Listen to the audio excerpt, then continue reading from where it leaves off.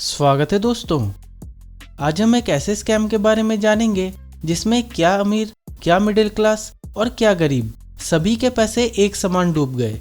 और आज जब भी इस स्कैम की बात उठती है तब वेस्ट बंगाल की पॉलिटिकल गलियों में उथल पुथल मच जाती है। मैं बात कर रहा हूँ सुदीप्त सेन द्वारा किए गए शारदा चिटफंड स्कैम के बारे में। तो चलिए जानते हैं इस स्कैम की पूरी स्टोरी। दोस्तों, इस स्कैम का मास्टरमाइंड है सुदीप्त सेन, जो कि वेस्ट बंगाल के शारदा ग्रुप ऑफ कंपनीज का चेयरमैन था। हुआ यूं कि उसे अपनी कंपनी के लिए कुछ पैसे चाहिए थे और इस वजह से उसने पब्लिक को बॉन्ड इशू करने शुरू कर दिए।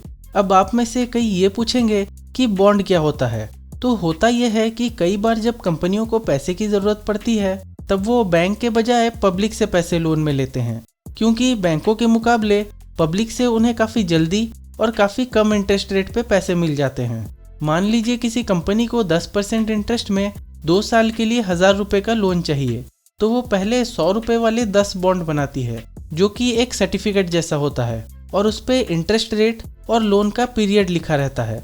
फिर लोग अपने हिसाब से कंपनी को पैसे देते हैं, कोई 100, कोई 200, कोई 300, तो कोई 400 रुपये। और इस दिए हुए पैसों के हिसाब से कंपनी उनके नाम पे 1, 2, 3 या 4 बॉन्ड इशू कर देती है। क्योंकि बॉन्ड 2 साल का है तो पहले साल के अंत में कंपनी उन लोगों को 10% के हिसाब से इंटरेस्ट दे देती है और फिर दूसरे साल के अंत में फिर से 10% इंटरेस्ट और साथ में लोन का अमाउंट दोनों लौटा के अपना बॉन्ड वापस ले जाती है। इससे कंपनी की पैसों की ज़रूरत भी पूरी हो जाती है और साथ ही लोगों को इंटरेस्ट के ज़रिए पैसा कमाने का भी अपॉर्चुनिटी मिल जाता है। तो इस तरह से बॉन्ड्स कंपनी और लोग दोनों के लिए ही फायदेमंद होते हैं। और सुदीप्त सेन ने भी अपनी कंपनियों के लिए इसी तरह के बॉन्ड इशू किए थे। पर एक समझने वाली बात यह है कि बॉन्ड्स कभी रिस्क फ्री नहीं होते हैं, क्योंकि कई बार कंपनियां इंटरेस्ट पेमेंट करने में या फिर पैसे लौटाने में डिफ़ॉल्ट करती है। इसलिए बॉन्ड खरीदने से पहले हमें ये चेक करना चाहिए कि बॉन्ड इशू करने वाली कंपनी पैसे लौटाने के काबिल है भी या नहीं। पर सुदीप्त सेन के केस में हुआ यूं कि उसने अपने बॉन्ड्स पे इतना ज़्यादा इंटरेस्ट देने की बात बोली कि लोग लालच में आ गए और बॉन्ड खरीदने से पहले कंपनी के आगे पीछे कुछ चेक नहीं किया। साथ ही भारतीय कानून के तहत किसी भी कंपनी को बॉन्ड इशू करने से पहले सेबी यानी stock exchange board of India से परमिशन लेनी होती है, जहां सेबी ये चेक करती है कि कंपनी बॉन्ड के पैसे लौटाने के लिए सक्षम है भी या नहीं। पर सुदीप्त सेन ने ऐसी कोई परमिशन नहीं ली थी और सेबी को बिना बताए ही बॉन्ड इशू करता गया। ऊपर से उसने कई सारे एजेंट्स को भी हायर कर रखा था, जिन्हें कहा गया था कि अगर वो कंपनी को ऐसे लोग लाके देंगे जो इन बॉन्ड्स को खरीदेंगे तब उन्हें मोटा कमीशन मिलेगा।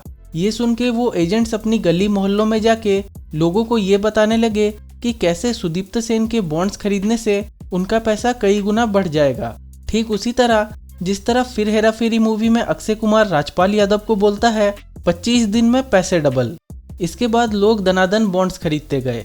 सरकारी आंकड़ों के हिसाब से सुदीप्त सेन ने इन बॉन्ड्स के जरिए 17 लाख लोगों से 4000 करोड़ रुपए उधार लिए थे। पर ये तो सरकारी आंकड़े हैं, एक्चुअल में ये स्कैम इससे भी बड़ा का हो सकता है। इसी के साथ सुदीप्त सेन ने सोचा कि कंपनी जितनी पॉपुलर होगी उतने ही ज़्यादा लोग इसमें पैसे लगाना चाहेंगे और इस वजह से उसने अपनी कंपनी की ज़बरदस्त तरीके से एडवर्टाइजमेंट शुरू कर दी और बॉलीवुड एक्टर मिथुन चक्रवर्ती को शारदा ग्रुप का ब्रांड एम्बेसडर बनाया। साथ ही वेस्ट बंगाल के फुटबॉल क्रेज को देखते हुए उसने वहां के कई बड़े फुटबॉल क्लब्स को स्पॉन्सर किया, जैसे कि मोहन बागान और ईस्ट बंगाल फुटबॉल क्लब। इसी के साथ उसने कोलकाता के दुर्गा पूजा को भी स्पॉन्सर करना शुरू कर दिया। और बस इतना ही नहीं, वो वेस्ट बंगाल में फ्री एम्बुलेंस सर्विस का भी फैसिलिटी देने लगा। ऐसे और भी कई जन कल्याण वाले काम करके उसने लोगों का विश्वास जीत लिया। लोगों के दिमाग में ये छवि बन गई कि शारदा ग्रुप उनके भले के लिए काम करती है और वो कभी कोई गलत काम नहीं करेगी। इन सब की आड़ में ये स्कैम धनाधन बढ़ता गया। फिर 2009 में सेबी को ये पता चला कि शारदा ग्रुप जिस तरीके से पब्लिक से पैसे ले रही है उसमें कुछ गड़बड़ है और उसने शारदा ग्रुप, सुदीप्त सेन और वेस्ट बंगाल गवर्नमेंट तीनों को नोटिस भेजा। पर इसके बाद भी वेस्ट बंगाल गवर्नमेंट ने कोई एक्शन नहीं लिया और सुदीप्त सेन ने भी इस नोटिस को इग्नोर कर दिया। इसके कुछ टाइम बाद सेबी को ये पता चला कि शारदा ग्रुप बिना उसके परमिशन के लोगों को बॉन्ड्स बेच रही है, जिसके बाद सेबी ने फिर से शारदा ग्रुप को एक नोटिस भेजा और इस बार सेबी से बचने के लिए सुदीप्त सेन ने एक शातिर डिसीजन लिया। उसने शारदा ग्रुप के अंडर में लगभग 300 कंपनियां बनाई और बॉन्ड्स को इन 300 कंपनियों में ट्रांसफर करने लगी, ताकि सेबी भी कंफ्यूज हो जाए कि शारदा ग्रुप की किस कंपनी में प्रॉब्लम चल रहा है।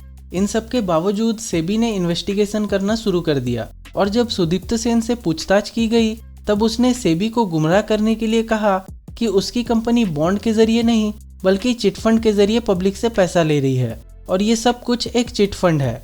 अब आप में से कई ये पूछेंगे कि चिटफंड क्या होता है। तो मान लीजिए कि 3 लोगों का एक ग्रुप है और तीनों ने 100 रुपये दे के एक 300 रुपये का फंड बनाया। अब वो तीनों एक चिट में अपना अपना नाम लिख के एक बॉक्स में डाल देंगे और एक दूसरे शख्स से बोलेंगे उस बॉक्स से एक चिट निकालने को। फिर उस चिट में जिसका भी नाम होगा उसे ये 300 रुपये मिल जाएंगे। फिर अगले महीने तीनों फिर से 100 रुपये दे के 300 रुपये का फंड बनाएंगे और इस बार बॉक्स में सिर्फ 2 लोगों का ही नाम रहेगा, यानी वो लोग जिन्हें पिछली बार पैसे नहीं मिले थे। और फिर से एक दूसरे शख्स से बोलेंगे बॉक्स से एक चिट निकालने को और इस बार भी चिट में जिसका नाम आएगा उसे 300 रुपये मिल जाएंगे। फिर अगले महीने दोबारा ये सेम प्रोसेस रिपीट होगा और इस बार पैसे उस बचे हुए तीसरे शख्स को मिलेंगे और ऐसे ही ये पैसा रोटेट होता रहेगा।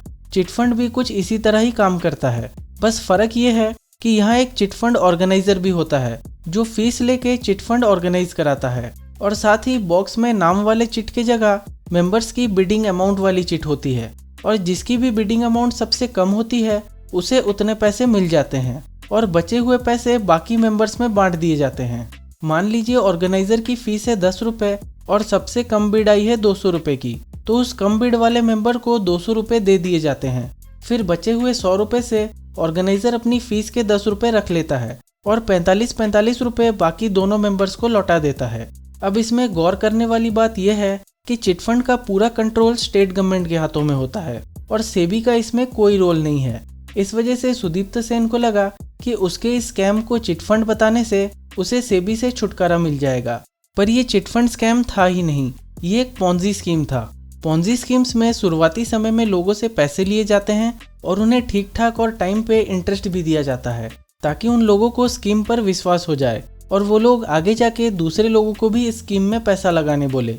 इस वजह से लोगों को लगता है कि ये स्कीम तो काफ़ी अच्छी है, अच्छा रिटर्न भी देती है और वो अपने रिश्तेदार, पड़ोसी और दोस्तों को भी इस स्कीम में पैसा लगाने बोलते हैं और ऐसे ये स्कीम आगे बढ़ती जाती है। सुदीप्त सेन भी यही टेक्निक यूज़ कर रहा था, पर प्रॉब्लम ये हुई कि शुरुआत में ज़्यादा से ज़्यादा लोग बॉन्ड खरीद रहे थे, जिस वजह से कंपनी को ज़्यादा पैसे मिल रहे थे और वो उन शुरुआती लोगों को टाइम पे इंटरेस्ट पेमेंट कर पा रही थी। पर बाद में लोगों ने बॉन्ड खरीदना कम कर दिया, जिस वजह से कंपनी के पास पैसों की शॉर्टेज होने लगी और वो किसी को भी टाइम पे इंटरेस्ट पेमेंट नहीं कर पा रही थी। लोगों ने 1 महीना इंतज़ार किया, 2 महीना इंतज़ार किया, फिर 6 महीना इंतज़ार किया। ऐसे करते करते 1-1 साल का वक्त पार हो गया। इसके बाद लोगों ने कंप्लेंट फाइल करना शुरू कर दिया और ये कंप्लेंट्स इतने ज़्यादा बढ़ गए कि 2013 में ये पूरा स्कैम बाहर आ गया और सुदीप्त सेन कहीं फरार हो गया। पर अप्रैल 2013 में उसे गिरफ्तार कर लिया गया। साथ ही स्कैम की इन्वेस्टिगेशन के दौरान तृणमूल कांग्रेस के भी कई पॉलिटिशियंस जैसे कुणाल घोष और मदन मित्रा का भी नाम सामने आया। इस स्कैम के बाहर आने के बाद हजारों लोगों की लाइफ सेविंग्स डूब गई। साथ ही लगभग 300 लोगों ने सुसाइड कर लिया। आज इस स्कैम के 9 साल बाद भी इसकी इन्वेस्टिगेशन चालू है और स्कैम से जुड़े लोगों को अब भी अरेस्ट किया जा रहा है, जिसमें वेस्ट बंगाल के कई पॉलिटिशियंस भी शामिल हैं। सुदीप्त सेन की अभी की स्थिति यह है कि वो कोलकाता के प्रेसिडेंशियल जेल में कैद है और हाल ही 2020 में उसने प्रधानमंत्री नरेंद्र मोदी को एक लेटर लिख के कई पॉलिटिशियंस का नाम एक्सपोज किया था जो उसके साथ इस स्कैम में जुड़े थे। तो दोस्तों, ये थी शारदा चिटफंड स्कैम की पूरी स्टोरी अच्छी लगी हो तो लाइक और सब्सक्राइब ज़रूर करें। देखने के लिए शुक्रिया। मिलते हैं अगले वीडियो में।